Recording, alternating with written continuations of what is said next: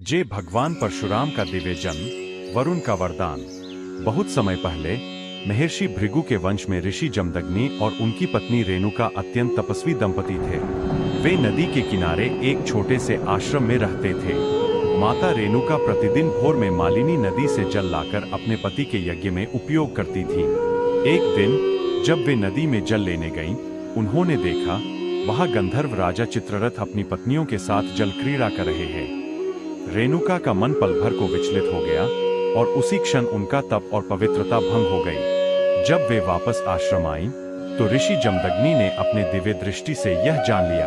क्रोधित होकर उन्होंने अपने पुत्रों को आदेश दिया, हे पुत्रों, अपनी माता का वध करो, क्योंकि उसने पतिव्रता धर्म से विचलन किया है। सभी भाई यह सुनकर भयभीत हो गए, परंतु सबसे छोटे पुत्र राम, परशुराम, ने बिना प्रश्न किए पिता की आज्ञा का पालन किया और अपनी माता का सिर काट दिया। ऋषि जमदग्नि का क्रोध शांत हो गया। वे प्रसन्न होकर बोले, पुत्र, तुमने आज आज्ञा पालन और तप की पराकाष्ठा दिखा दी। मुझसे जो चाहे वर मांगो।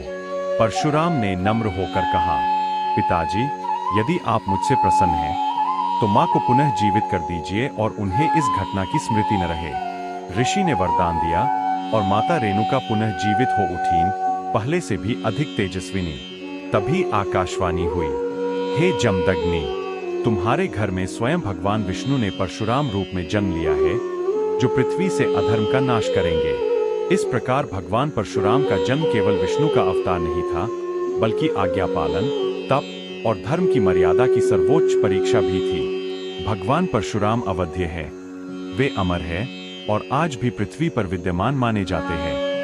उन्होंने कई महान योद्धाओं को शिक्षा दी, जैसे भीष्म, द्रोणाचार्य और कर्ण। वे सदा न्याय, धर्म और तपस्या के प्रतीक माने जाते हैं। रेणुका नंदन, धर्म के रक्षक।